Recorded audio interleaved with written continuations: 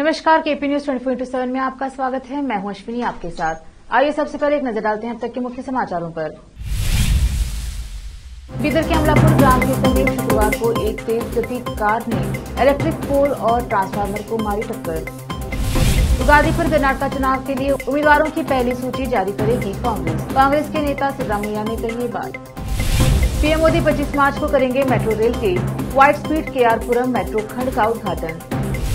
असम से इंडिगो की उड़ान में धूम्रपान करने के आरोप में बेंगलुरु हवाई अड्डे पर एक व्यक्ति गिरफ्तार। राजस्थान में बड़ा हादसा, चंबल नदी में डूबे 17 लोग, 2 की मौत, 5 लापता, 10 को बाहर निकाला गया। पाकिस्तान में राजनीति तूफान, इमरान खान के काफिले की गाड़ी दुर्घटनाग्रस्त, घर में गेट तोड़कर घुसी पुलिस।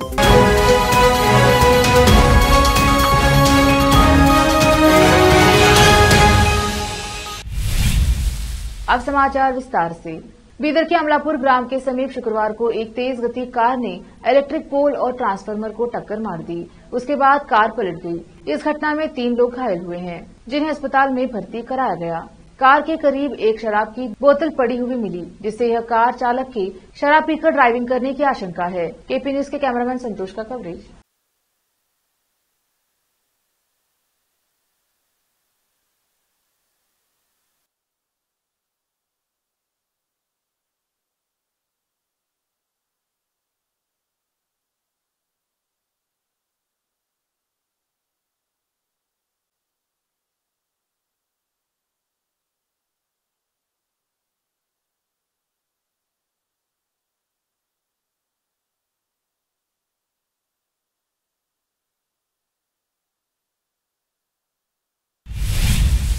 बीदर में शुक्रवार की रात में तेज हवाओं और बिजली की कड़क के साथ मूसलाधार बारिश हुई। यह बारिश काफी देर तक होती रही, जिससे जहां यातायात प्रभावित हुआ वहीं सड़कों पर पानी भर गया। लोगों की आवाजाही में दिक्कत हुई। बारिश इतनी तेज थी कि थोड़ी देर की बारिश से सड़कें और नालियां भर गईं। केपी न्यूज के कैमरामैन कृष्णा का कवरेज।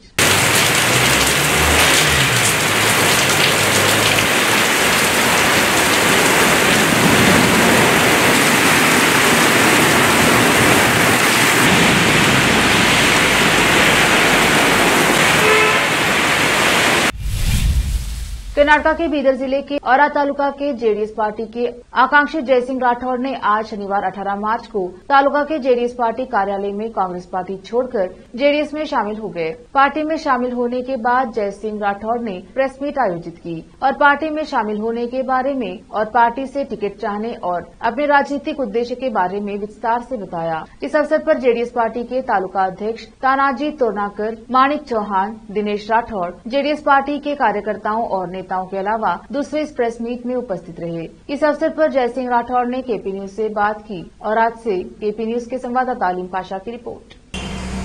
ನಾನು ಕಾಂಗ್ರೆಸ್ನಿಂದ ತೊಲಗಿ ನಾನು ಜೆಡಿಎಸ್ ಪಕ್ಷಕ್ಕೆ ಸೇರ್ಪಡೆಯಾಗಿದ್ದೇನೆ।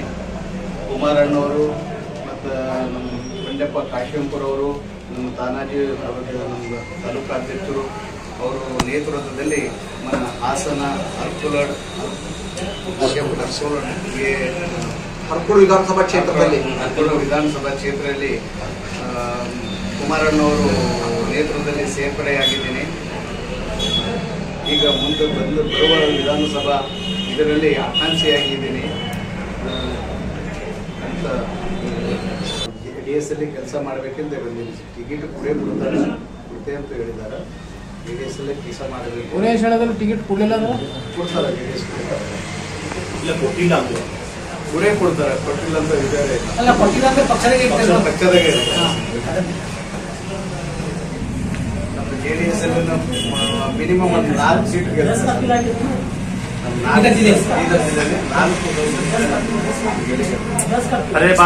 ಜೆಡಿಎಸ್ ಮುಂದಿದೆ। ಅಜೆಂಡಾ ಏನಿದೆ ನಿಮ್ಮ ತಾಲೂಕಲ್ಲಿ? ಜೆಡಿಎಸ್ ನಿಂತು ಮುಂದೆ ನಿಮ್ಮ ಅಜೆಂಡಾ ಏನು? ಮುಂದಿನ ಅಜೆಂಡಾ ಅಂದರೆ ಇಲ್ಲಿ ಬಹಳಷ್ಟು ಯುವಕರಿಗೆ ಹೊರಟಿಲ್ಲ। ನಾನು ಇರೋದು ಇಂಡಸ್ಟ್ರಿಯಲ್, ಇಲ್ಲಿಂದ ಜನ ಬಹಳಷ್ಟು ಯುವಕರು ಏನು ಕೆಲಸ ಇಲ್ಲ। ಮುಂದೆ ನಾವು ಇಲ್ಲಿ ಸೇವೆ ಮಾಡಿ ಯಾವುದೋ ಒಂದು ಇಂಡಸ್ಟ್ರಿಯಲ್ಲಿ ತರಬೇಕು, ಜನಗಳಿಗೆ ಕೆಲಸ ಕೊಡಬೇಕಂತ ನನ್ನ ಕರಪ್ಷನ್ ಮುಕ್ತ ಮಾಡಬೇಕು, ಇಂಡಸ್ಟ್ರಿಯಲ್ಲಿ ತರಬೇಕು, ಜನಗಳಿಗೆ ಕೆಲಸ ಕೊಡಬೇಕು।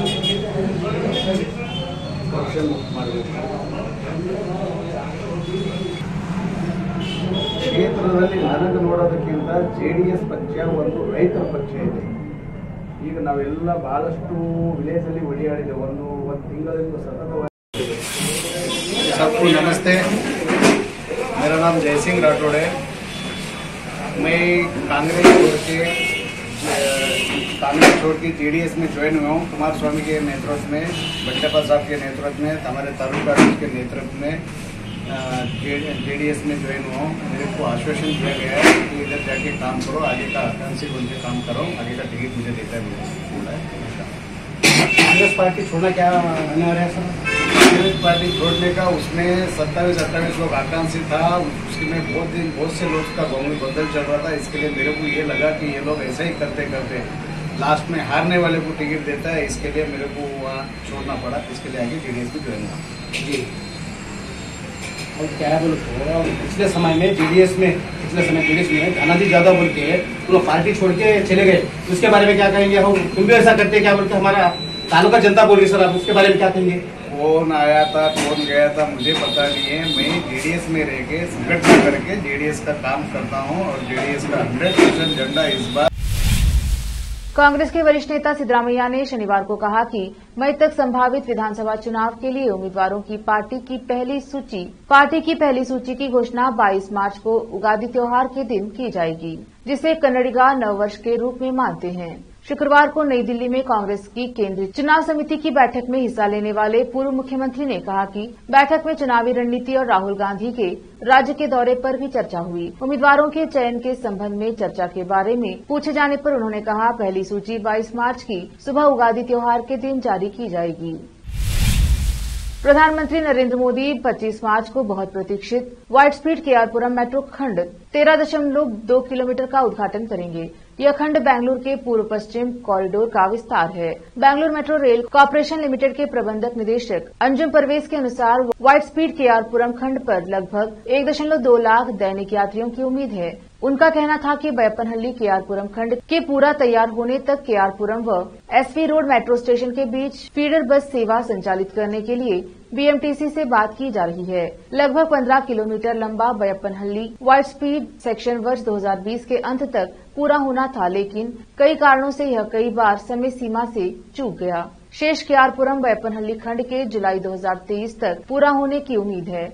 अंजुम परवेज ने कहा कि मेट्रो द्वारा व्हाइट स्पीड और केआरपुरम के बीच यात्रा का समय लगभग 22 मिनट होगा. व्हाइट स्पीड से केआरपुरम तक आने जाने में लगभग 30 मिनट से 1 घंटे का समय लगता है. अधिकारियों के अनुसार व्हाइट स्पीड और केआरपुरम के बीच अधिकतम किराया 35 रुपए होगा. BMRCL इस रूट पर 10 से 12 मिनट की आवृत्ति के साथ वाणिज्य सेवाओं के लिए 7 ट्रेनें संचालित करेगी.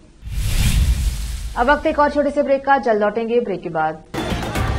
लोकल और इंटरनेशनल न्यूज की सबसे बेहतर कवरेज जो आपको रखती है हर पल बाखबर. देश और दुनिया भर की खबर के लिए देखते रहें KP News 24/7. Noor education trust Bidar की ओर से चलाए जाने वाला Noor M.Ed and B.Ed college Bidar, recognised by NCTE Delhi and affiliated to Gulbarga University, Gulbarga. Admission are open for the academic year 2022-23. विशेषज्ञ और सक्षम शिक्षकों द्वारा शिक्षा प्राप्त करने के लिए नूर M.Ed and B.Ed कॉलेज में दाखिला लें और शांत वातावरण में शिक्षा प्राप्त करें.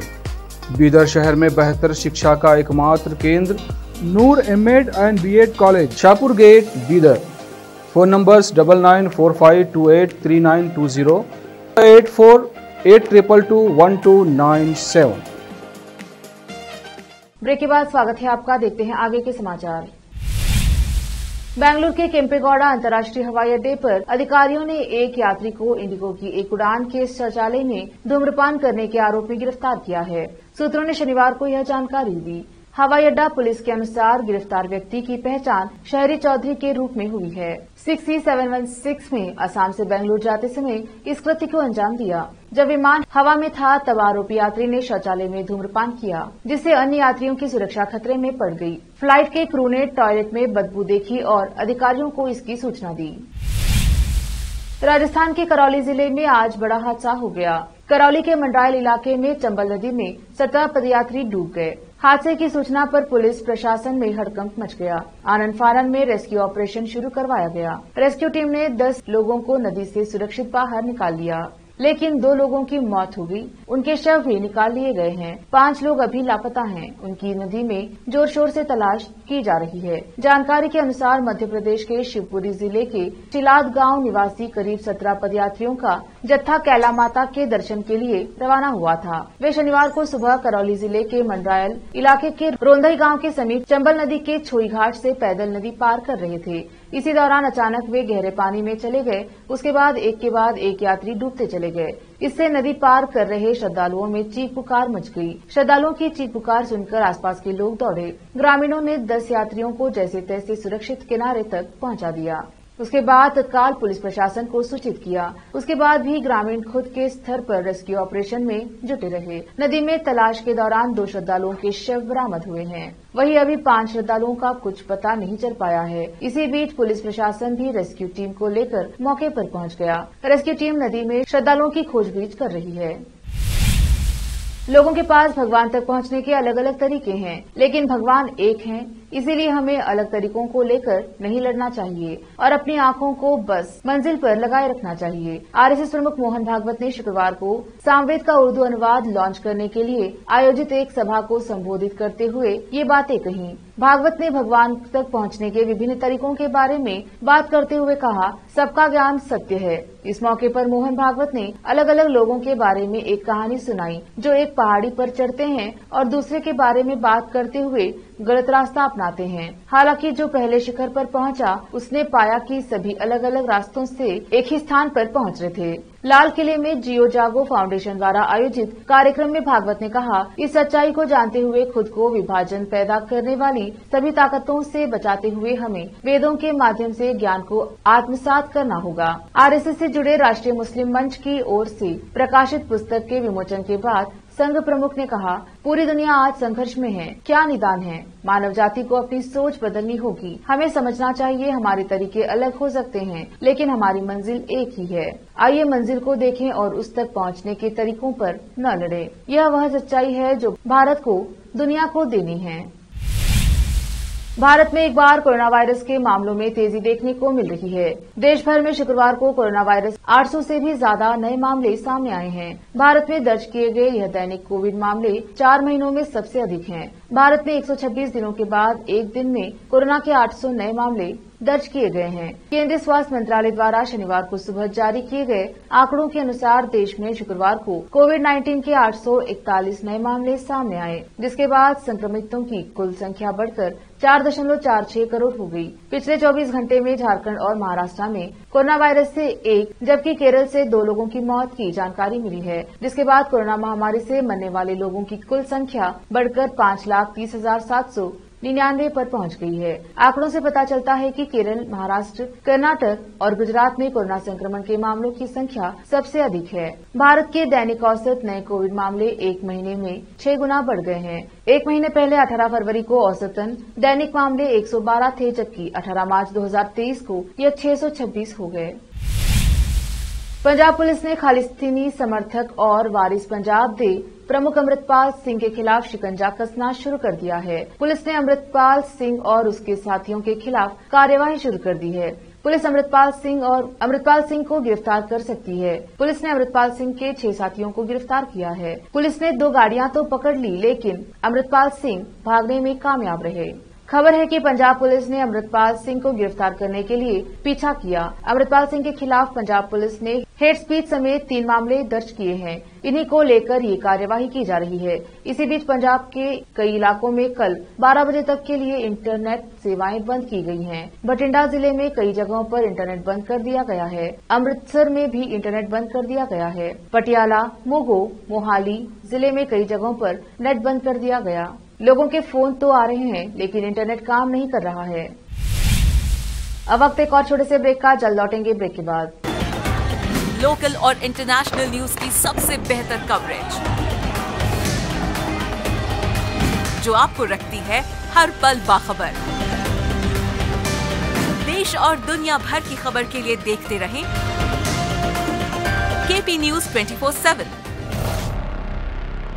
नूर एजुकेशन ट्रस्ट बीदर की ओर से चलाए जाने वाला Noor MEd and BEd college Bidar, recognised by NCTE Delhi and affiliated to Gulbarga University, Gulbarga. Admission are open for the academic year 2022-23.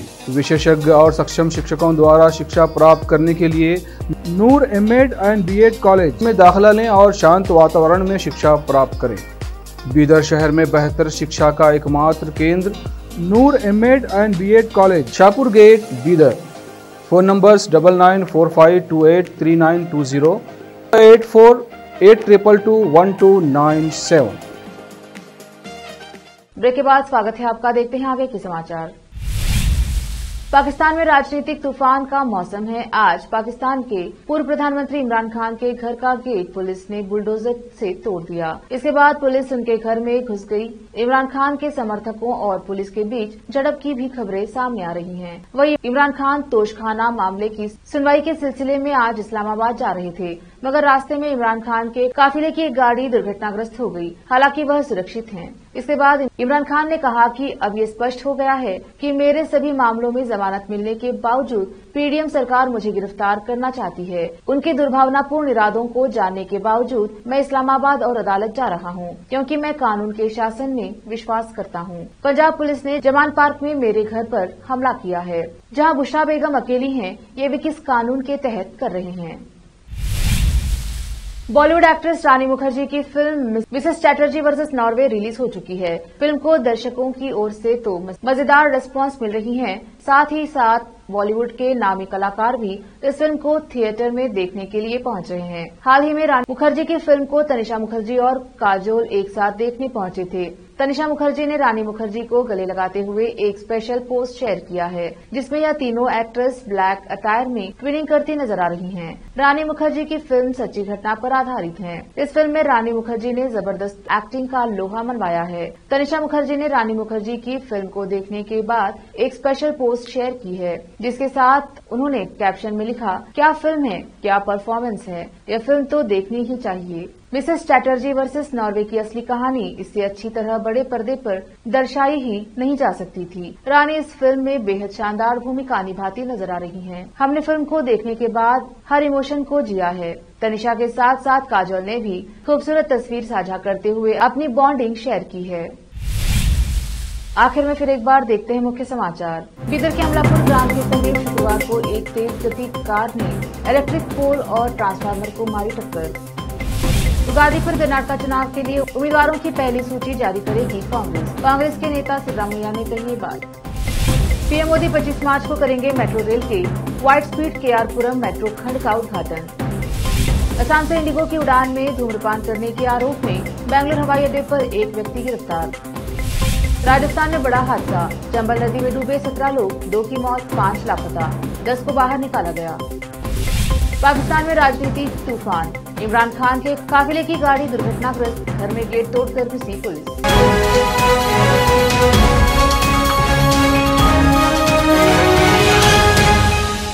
KP news में अब तक के लिए इतना ही। देश प्रदेश के समाचारों के लिए देखते रहिए केपी न्यूज 24/7। धन्यवाद।